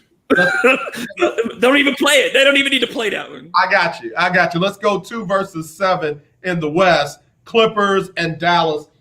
Dallas, same thing. Don't play any defense. Need some other ball handlers other than Luka. And I don't know what's going on with my boy. I thought Tim Hardaway Jr. was going to come in there and just excel. And he's here today, gone tomorrow, here today, gone tomorrow. They need a legitimate number 3 option because Luka and Kristaps can't do it all by themselves. Yeah, they are a wing player away. They needed somebody who's with some length, who can put the ball on the floor and defend. And those are hard to come by. Yeah. So I think Dorian Finney-Smith is somebody that they want to be that guy, but he's not ready to do that yet. But that's Dallas's Achilles heel is that they can't defend and they can't rebound. So and it can't. So you put so much of that burden on 2 guys to continuously get you points. And yes, Luka is a phenomenal player, but I also agree with the point too. You know, James Harden and Russ Westbrook are doing the same thing, and we didn't give them the same kind of attention that Luka's getting. But that doesn't change the fact that Luka's a phenomenal player. But that team can't beat the Clippers. I think it could go 5 or 6 just because they can get hot. And I think the Clippers are still kind of like pacing themselves somewhat. Like we're not going to expend all our energy early to get to the Lakers or whatever. So I think that if they can crush them, they will. But I don't think that they're going to go out of their minds to try to end this in 4. Let me give you a couple of comments. First of all, Mike Riggins said the Lakers are more worried about what uniforms they're going to wear. And then Valencia King, I am Valencia King, said, do you think Trey Burke can step in place of Tim? I think so. As a shooter, I love Trey. Yeah. That he doesn't give you the height, and that's the problem for them against the Clippers. Is you got Paul George in that backcourt at 6'7", and then you go with Kawhi at 6'8", and then so they're going to frustrate the mess out of Luka because you're going to see either one of them can switch off of him, and you're going to have a guy with length in front of him, and then you put Patrick Beverly on a Seth Curry, on a Tim Hardaway, on and those guys are not going to get clean shots because Beverly's going to stay with them the entire time. So then that puts the burden on Porzingis in the front court because that's the one area of weakness that you can attack with the Clippers defensively. So Porzingis is either going to have to hit shots to get Harrell to come out of the paint, or Zubac is in, he's going to have to dominate him in the post and make him, and get those points because at 7'2", and with that touch, Porzingis has to be able to convert down on the post. If he's just shooting threes, if he's just setting up for the jump shot, the Clippers are going to beat them because they want you to take jump shots. Yeah, they do. I got to tell you, I think that Dallas is going to score a lot of points. The question for me will be, can they play enough defense? And they're not ready. It's not ready. I mean, they're ahead of schedule anyway. I don't think anybody thought that they would win as many games as they have this year in the first place. We knew that was an incomplete team. They've played above their heads in some regard because of that defense. That defensive profile of theirs would make them in any other year a bad team, but they are so good offense. I think this is historically speaking, it's the number one offensive efficiency-wise in NBA history. That is skewed certainly by era, but you can't knock that either. And like you said, they'll put up 120 by blinking, but they'll give up 130, 135. And the Clippers can run. That's the thing, too, is the Clippers have enough guys who can run, who enjoy being in transition to take advantage of their mistakes. And if they turn the ball over, that's just dead. If they get more than 15 turnovers in any game, they're done. Yeah. Willie Gibson's Willie Gibson, please forgive me, Willie. Willie Gibson said one more year for Avery Bradley after this one. So, yeah, he got to come back for it. I'm serious, man. I'm going in on anybody that tries to blame Bradley if the Lakers don't win this championship. And we know America, we know fans. They're not rational. They want to assign, people want to assign blame. And like I said, they're not going to blame LeBron. They're not going to blame Anthony Davis. They're not going to even blame the guys who missed shots. They're going to say we could have won this if Avery Bradley were here. Now, if they lose in the first round, I think that might be different, because then you say, well, look, you weren't good enough to get out the first round. You certainly weren't good enough to win a championship. Right. But if they get to the conference finals or the finals and lose, yeah, it'll be on Avery Bradley's shoulders. Yeah, I hear you on that. All right, let's go number 2 and number 7 over in the East. Toronto, I'm serious. To me, Toronto is the most complete team in the East. Toronto versus Brooklyn. Any worries there? No, I give Brooklyn credit for playing their behinds off. And Karis LeVert, Spencer, Karis LeVert stepped in for Spencer Dinwiddie as the team's scoring leader, and it's just done a great job. And they bought in to try to compete. And I think that's why a lot of people are looking at Jacques Vaughn and saying maybe he'll stay there. I don't think that's going to happen.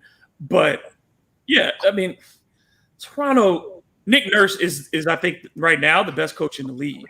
I think Nick Nurse is the best coach in the league. And for him to do what he did after Kawhi left, to continue to see Fred VanVleet turn into a star, to see Kyle Lowry kind of turn back the clock a couple nights, particularly against the Lakers, man, he ran them out the building, and they had nothing for him. So, I mean, yeah, Toronto to me is the only real threat to Milwaukee. Yeah, I got you. All right, let's go 3 versus 6. And that, of course, is Denver and Utah. Denver is one of those teams that, for me, it just doesn't feel like they get enough respect. Yeah, I mean, Jokic is one. When you want to talk top 5, Jokic has to be in that group. I put Jokic ahead of Anthony Davis for impact.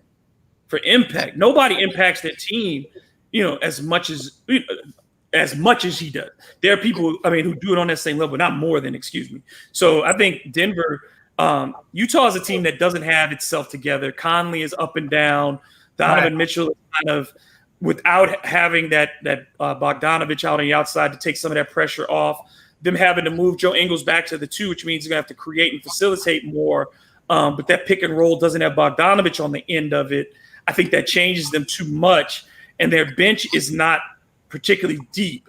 So I think Denver has more pieces. I think they've played very well in the bubble. I think Mike Malone is a great coach. And I think Denver wins that probably in 5 or 6. Okay, all right. Yeah, I'm big on Denver. Not big enough to give them the Western Conference Finals or the championship, but I feel like Denver doesn't get enough respect. Yeah, that Denver Clippers second round, if that's what you get because of Denver's ability to score around the rim with Plumlee and having that group of bigs around Jokic and his ability to pass, that contrast in styles will be very, very interesting because Michael Porter Jr.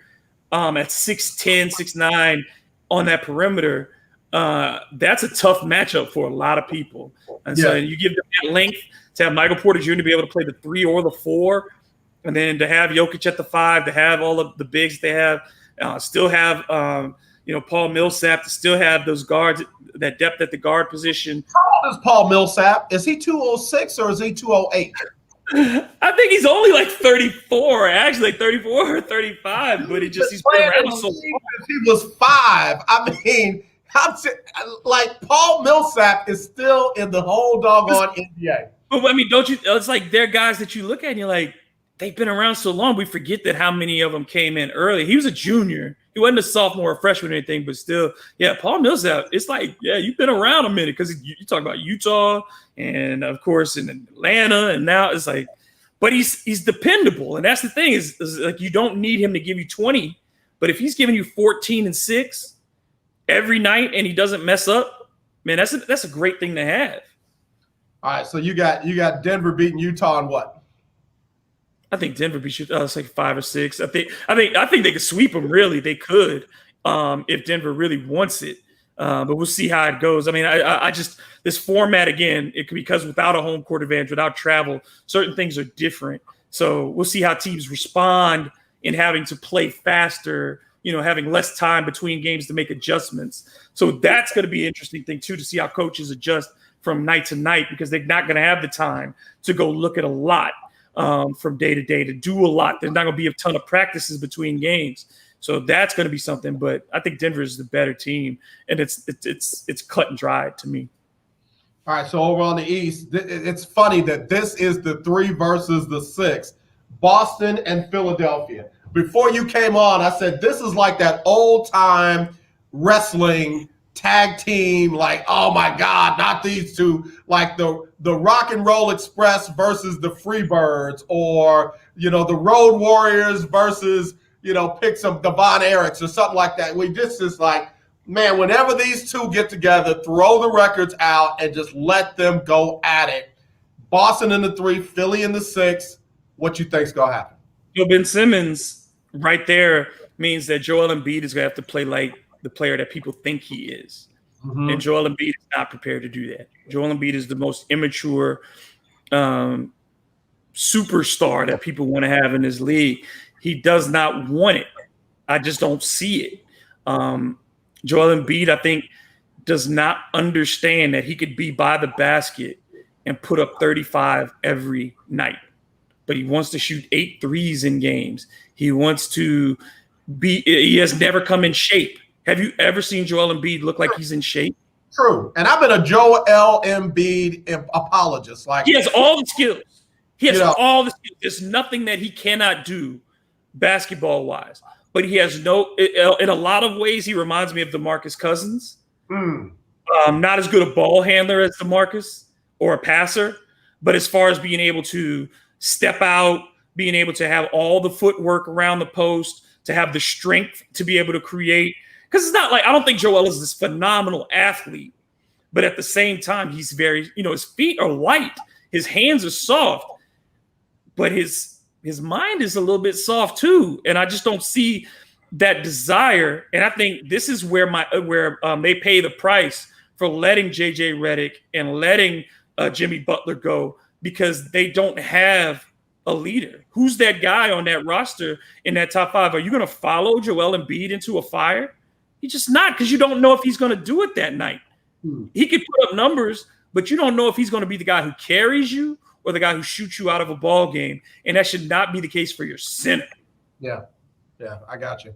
Let me take a quick break. We'll come back with the rest of these playoff matchups. Got to get to those Rockets and OKC. We'll do that next right here on the lunch break. AM 92.3 FM, the legendary KYOK. Has someone in your family lost a job recently, and now you can't afford your mortgage payment? Or do you? Big Mike asked the question that if the Lakers don't win the title, does AD stay in LA? Pay you cash for your home immediately. Yes, sell your home and use cash all over without dealing with real estate agents. Pay by other people. By showing your AD is a puppet. He's a puppet. He's a puppet. Stop talking about that man. Stop talking about that. Dude, I could point to you an article that Rick Bucher wrote in 2015, and I collabed on a piece with my friend Ron Agers, who covers the Lakers, and we collaborated on a piece. And I wasn't none of it was personal, but the fact is, his own coaches, the people who have coached AD since he was a kid tell you that he does not think of himself as a superstar. And so it felt unnatural here when he was starting to say that stuff like, well, I'm this and I'm that.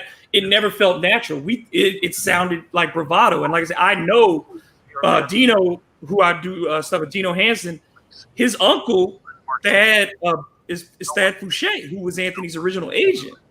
So I knew everything. Dino would tell me everything that was going on between Anthony and the franchise and with Thad. So all this stuff was organized by people around AD. His dad, Rondo was involved in this. It's just people have been making the decisions for Anthony Davis since he was, his daddy chose everything for him. His daddy chose Kentucky. His daddy chose in high school. His daddy chose.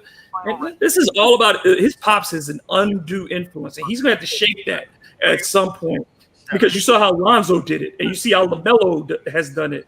Like they love their pops, but they're keeping him in his space at this point. Same with Serena and Venus had to do it at some point.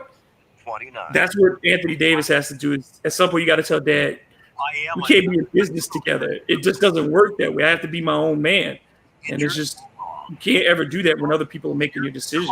Truck or motorcycle Man, I felt some kind of way about that. I wish my boys would try to shake me, man. I'll shake them back. Money for your suffering. Don't accept an offer you get from an insurance company. Pray for me, David. I ain't wrapped too tight, man. It was a long weekend, bro. Look, you know me. I got multiple screws loose, and I got the paperwork to prove it. So.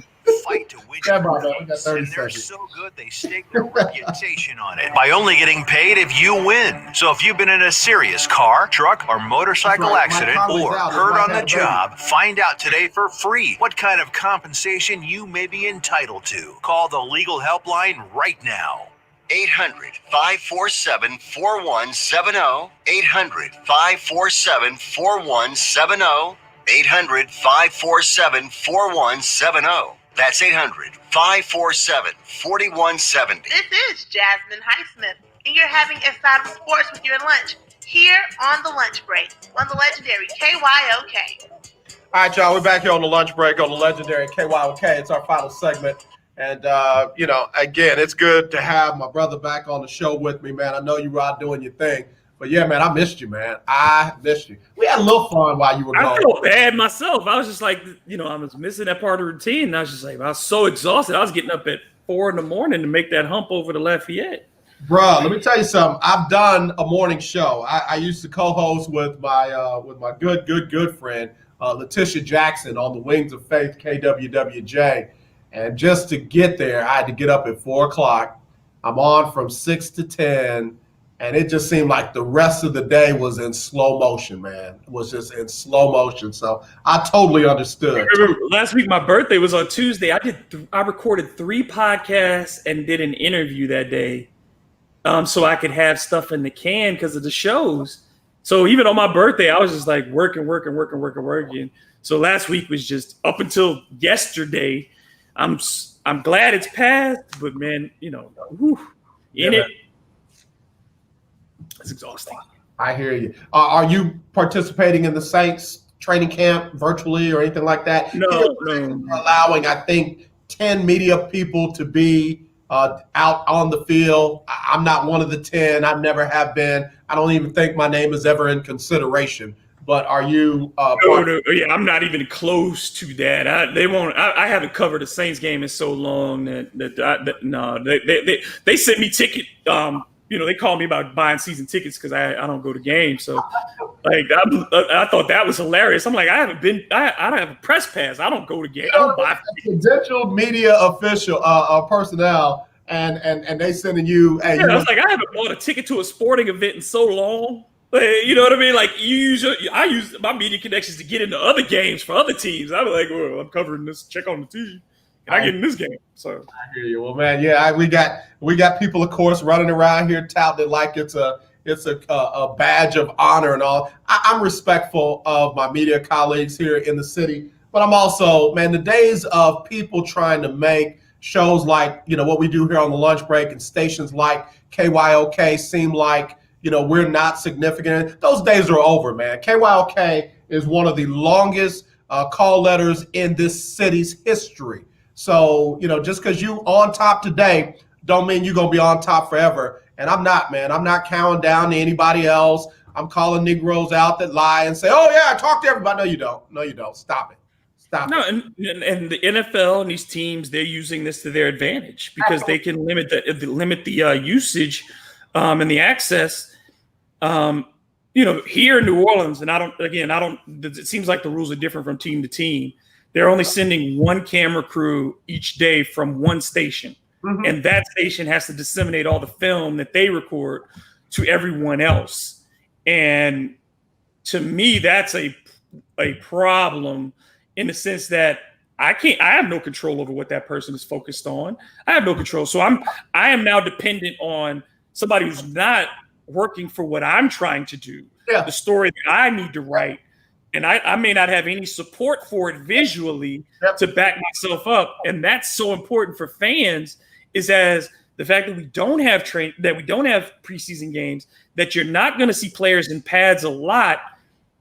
You need somebody there as your unfiltered voice. You need multiple people with multiple perspectives to again, be honest, because the people who are getting the access are the people most friendly to the teams, the people that they want in front of the coaches to ask questions, because it's a very limited set now. You don't get to walk around and talk to other players because you're not on the field with them. You don't get to build those relationships. Right. And Sheena Quick and I had a real long conversation about that. And that's going to come out today. That podcast comes out today. Sheena and I talked about that because she's covering the Panthers, and she was on the field today. She was able to be at the facility, but she's talked about it that access is going to be so difficult to come by on a day-to-day basis, and you're not going to get those inside nuggets that you got from players before who could speak off the record to you, while you're on the sidelines and just drop you some knowledge because they know you because you're not going to be there. Absolutely, and that's the thing. Go back to what we talked about with Jason Wright. In the position with Washington, if the handful of Black journalists and writers and TV personalities and radio personalities that do get that access do not ask the tough questions and do not get the kind of coverage that speaks to our culture and other cultures as opposed to just one, then you know what? You're part of the problem. You're not better than. You're just part of the problem.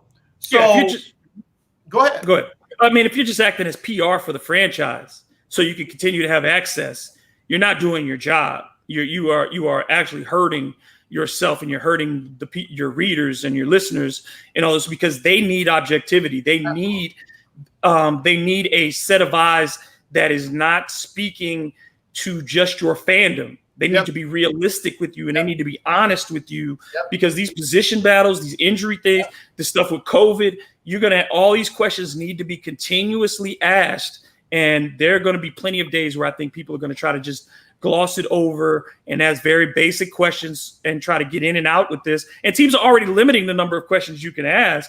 I mean, and I've sat in on some video conferences, and I've watched as certain reporters get more than one question, and people like me, you'll sit there and wait, and you might get one, and then if the one you ask they don't like, you're gonna get kind of pushed to the back on the next one. It's the same thing here. The Houston Chronicle is going to get multiple questions, and depending upon how they upset whoever they're asking, the rest of us might not get any questions whatsoever. And again, you got folks now that feel like they're insiders. That, just trust me this. It's not going to stop me from writing my articles. It's not going to stop me from having my show. And just because I'm not on the inside don't mean I don't have access to people that know what's really going on. So it's an interesting time. It's the time to be who you are. Aki Davis, keep writing your articles. Valencia King, keep doing your thing. David Grubb, keep doing your thing. And trust me, our viewers and listeners are going to appreciate. They know the real versus real, pro team and real vanilla and real watered down. They know the difference. That's why they find us where we are. Absolutely. I think that's the most important thing we trade in on is our honesty and our reputation. And that's yes, man. I don't want to be the yes man. I'm just gonna go there. I don't want to be the not whipping boy, but the boy that's sitting right there.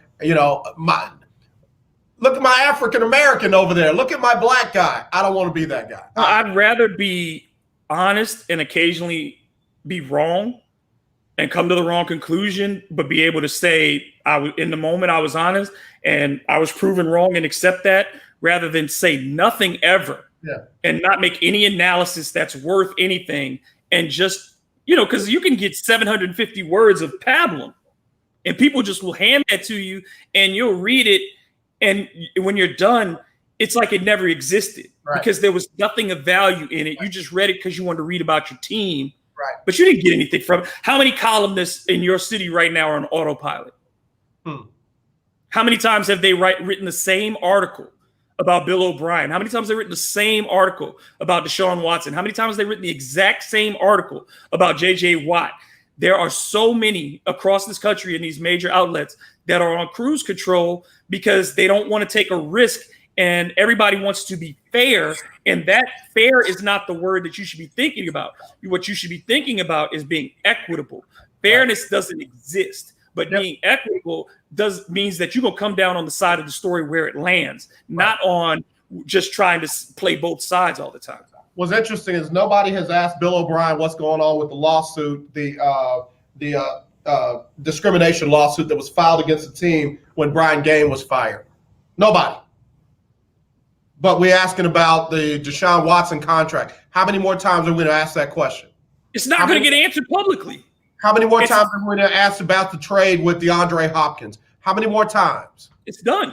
What's the question now? It's done. So everything that the possibilities of it, the answers, there's nothing to talk about with it anymore. He ain't there. He ain't saying nothing. So we know what happened. Based on what both sides have said, we know there's mix of truth in there.